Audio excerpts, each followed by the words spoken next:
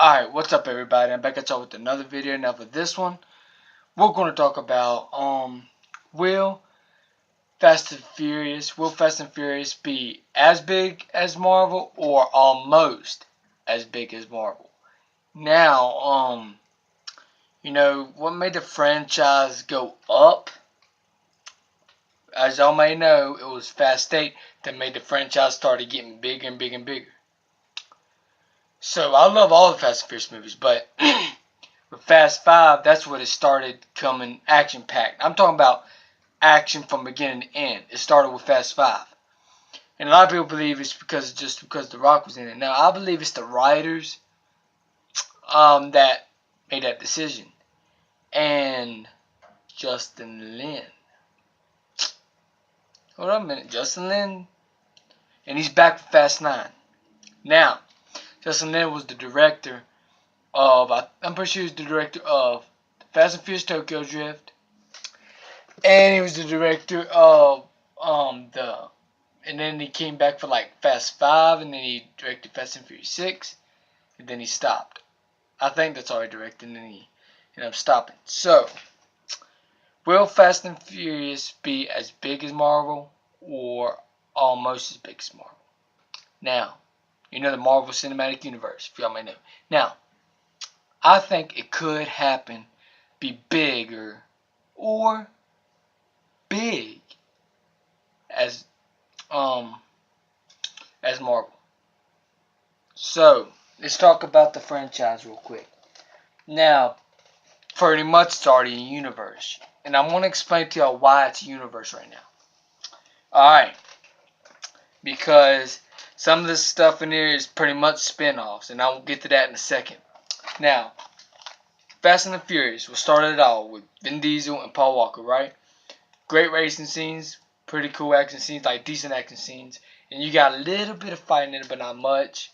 But you had a lot of racing in it. That was pretty cool. And I love the story with it behind it and stuff like that. Now, Too Fast, Too Furious is pretty much like a spin-off movie. Too Fast, Too Furious is almost like pretty much like a spin-off because Vin Diesel wasn't in this one.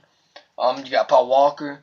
It's kind of sort of what they're doing with Hobbs and Shaw a little bit, but like Paul Walker and Tyrese Gibson, they introduced you to Roman Pierce character in this film. So, in later sequels, he came back for Fast 5.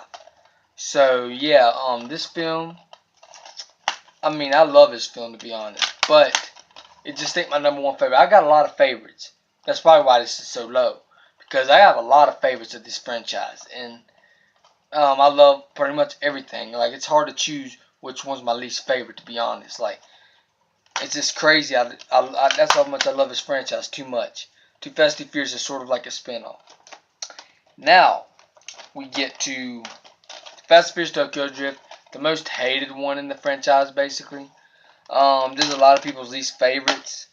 It's not my least favorite. I enjoyed it for what it was, actually, and this is what got me into the franchise. A lot of y'all might get mad at me about that, but this is what got me into the franchise. The racing in this was phenomenal. The action in this was phenomenal. I enjoyed this film. The story was great.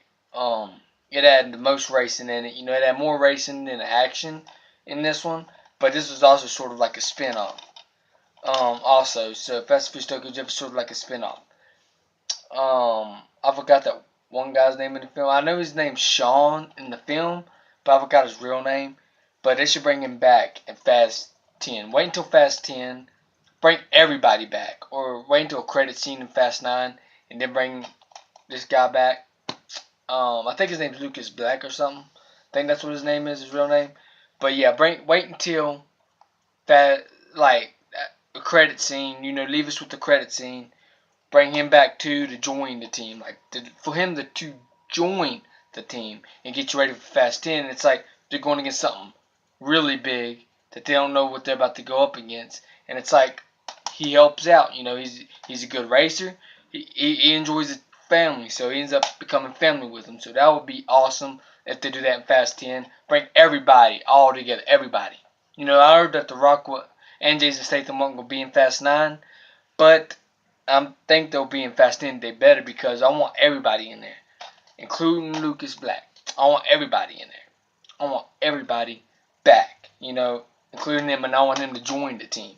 And they're going to get something really massive and evil, like freaking supervillain type shit. They're going ready to go up against, and he enjoys the team also. Now that would be epic, and stuff. So yeah, and then they keep bringing people back too. They should bring Han back in Fast 9. That might be the story of it, but in a different way.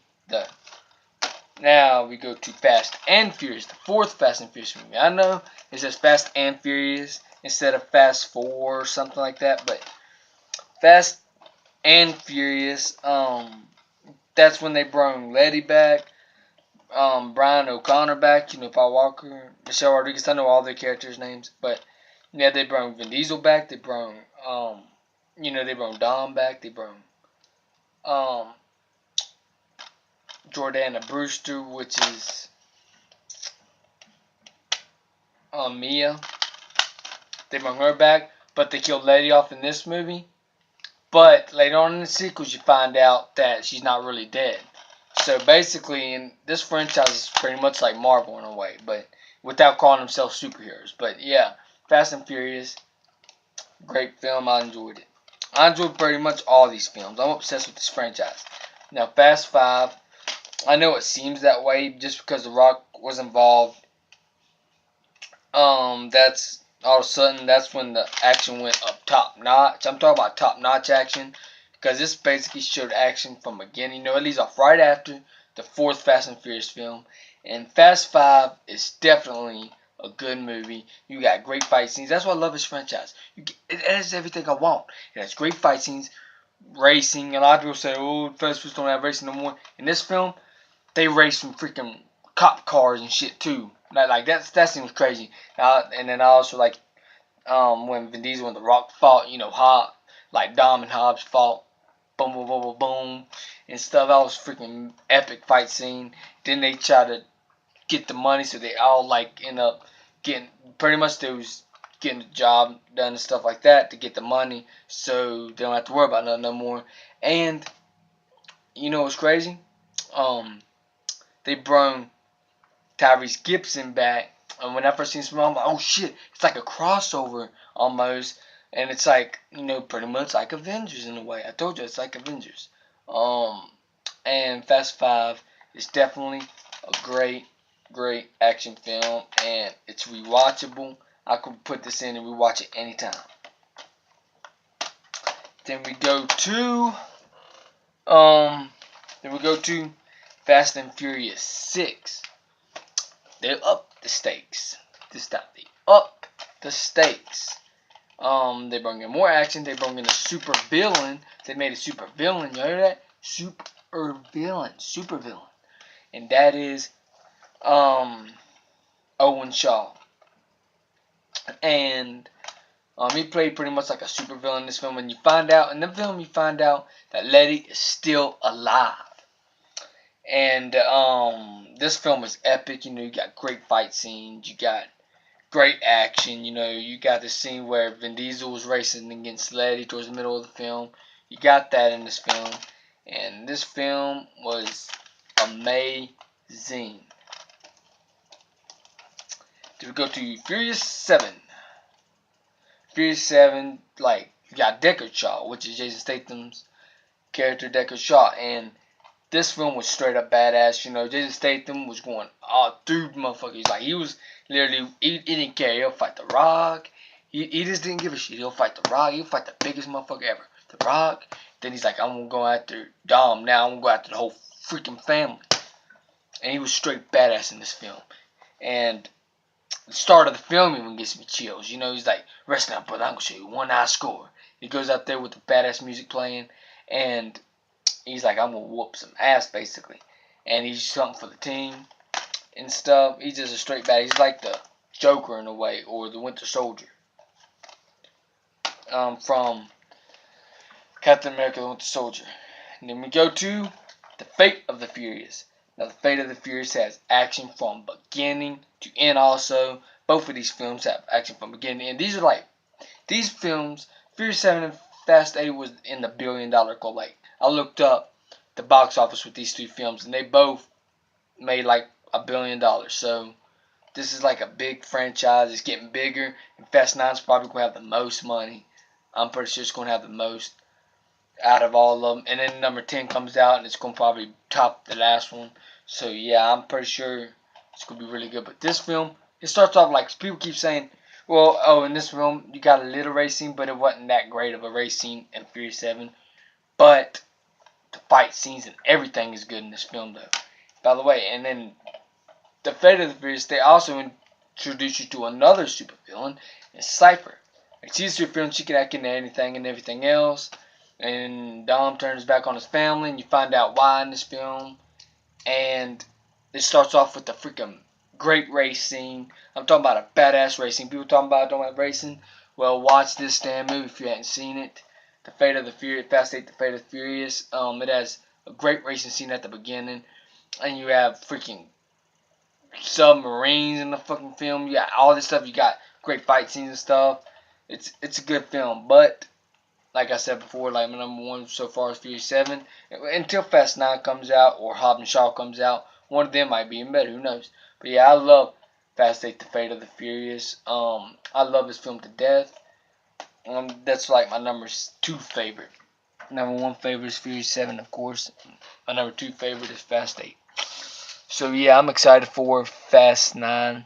I did see a video of Vin Diesel talking about that they're in pre-production with Fast 9 now. I saw the video of it, and he's in London, you know, getting ready to shoot soon. I'm not sure when, forgot when. But I'm pretty sure it's going to start shooting soon. I know I said it was going to shoot next week before, but I don't think they start shooting yet. There was like a lot of production issues probably, but they will be able to shoot soon. Vin Diesel said that, and I'm pretty sure it's going to come out in 2020.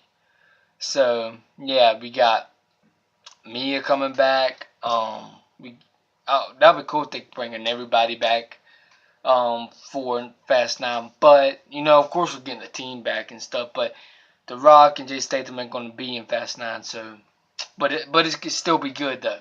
It could still definitely be good. It could be the best Fast and Furious still. You can't just have Jay Statham and The Rock just to make it a good movie. It's still possibly going to be good. It might be the best Fast and Furious film yet until Fast 10 comes out. Who knows? So, yeah. We got Fast. We got Hobbs and Shaw coming out. We got 2 different other spin-offs after that. And then we also got Fast 9 and 10. But I don't know what the other 2 spin-offs will be. But we got Fast 9 and Fast 10. And then we also got 3 different spin-offs. So that'll be 13 movies total.